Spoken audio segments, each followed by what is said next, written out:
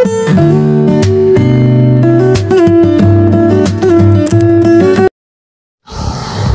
mapagpaalam po sa ating lahat guys, mga kasinag, kamusta po kayong lahat? For today's vlog po, tara samahan niyo po ako, magluluto po tayo. Simple lang po, ginisang ano lang po, ampalaya. Sensya na po pala, ngayon lang ulit tayo nakapag-vlog. Nagpahinga po tayo. Galing po tayo sa trangkaso para sinakaw po. Kaya, paano ba lutuin yung ampalaya na hindi mapait? Ito pa, nag-isa na ako ng bawang, sibuyas, saka kamatis. Bali, tipid tips po ulit to guys. Kasi yung ginamit ko po dito na ingredients, wala pong ano eh. Kasi dito, wala pong ano, mabilihan ng pork. Ay yung breakfast po namin ni Miss kanina, yung para ano, maling po eh. Ano lang natin. Ihalo natin dito. Kaya po yung maling, saka egg, saka itong ampalaya. Bali po itong ampalaya, hinugasan lang natin sana sa may tubig na may asin po. Tapos mamaya po, turo ko kayo ng technique paano hindi papait yung ampalaya pag niluto natin. Guys. Guys, taste lang natin yung itong maling natin.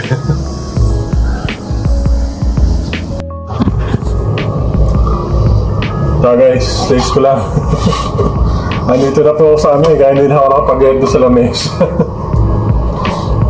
Nagigisa na po ako ng bawang, sibuyas, tsaka kamatis. Baka masunugan tayo.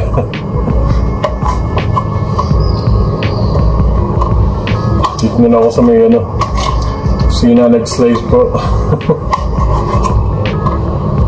Bago naman po ito, kaya okay lang.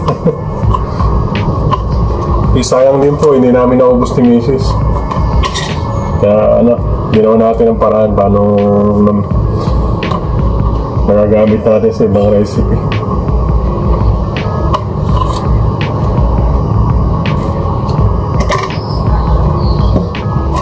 Umay pa isa. Tapos slice ko lang na medyo maliit lang konti. Para madaling nunukin ko.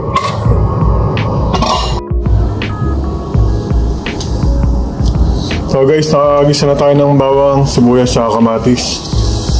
At palalagyan na natin yung palay natin.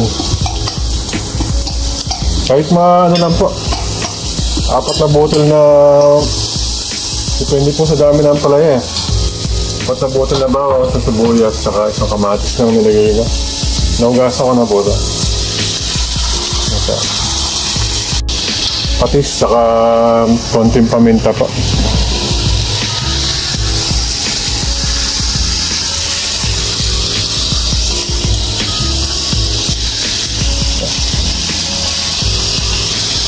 Konti lang po. Paminta.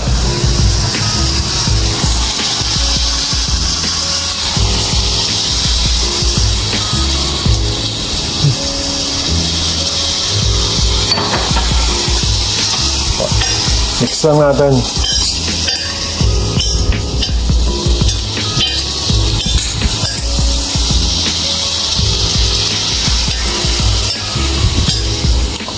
Yun po, isa yung sa sikreto yung guys, yung para din siya mapait.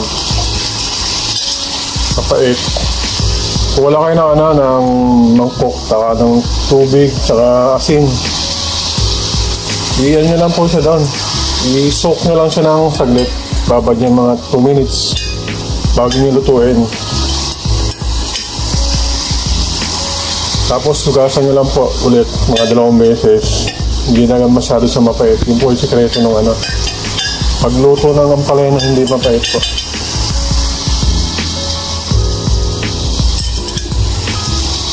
Palagyan natin ng tubig po. Pakuluin natin.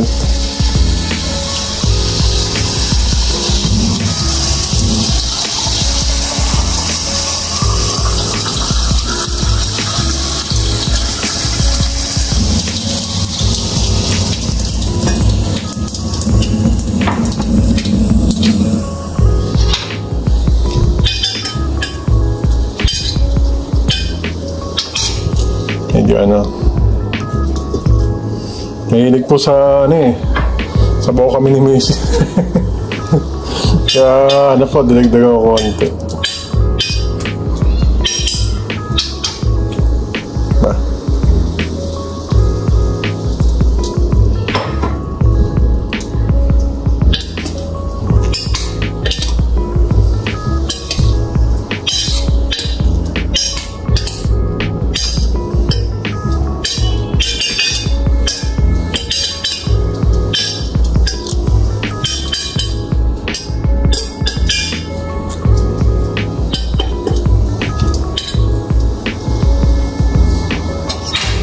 Yan po.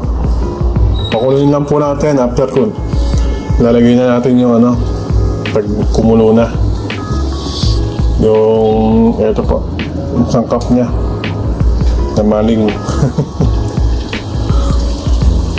Tsaka yung itlog po. Kapal lang natin. Nag-fried na rin pala ako ng kanina. Ng tilapia po.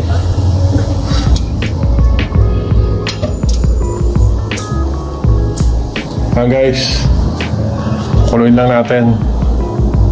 Habang kumukulo din, sikreto rin para hindi kumait. Pag kumulo siya, huwag yung munang i-mix.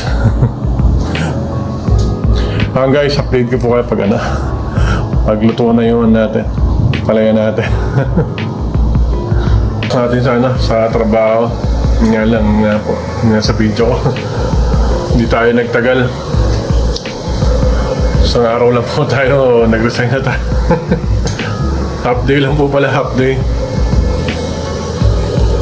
Tignan natin yung luto natin. Yan po, muna muna.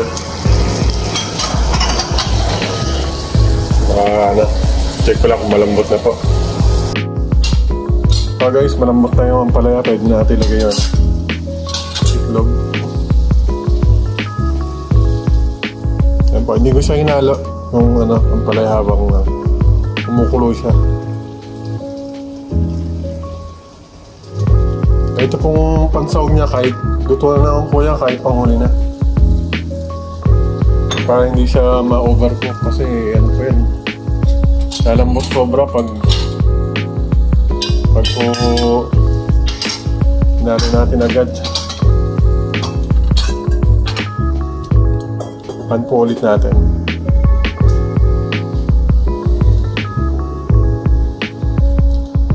Mga 2 to 3 minutes lang po yan. Yung egg niya, luto na. Guys, balikan ko ulit kaya pag ayos na yung luto natin. So guys, ito na yung egg. Inimix ko na. Halo na rin natin yung maling natin.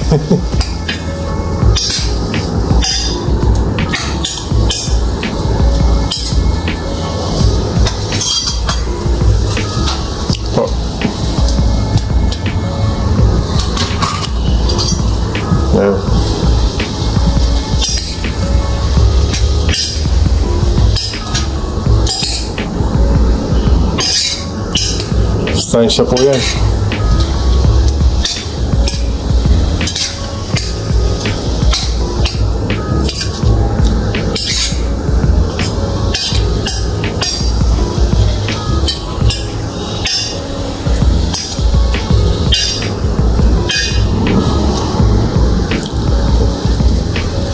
Guys, totoo na. Ito guys, luto na yung ginisang ampalaya natin tsaka fried tilapia. Salamat po muli sa pagsama po sa panonood ng mga videos natin. Mag-iingat po tayo palagi. God bless you all po. Thank you.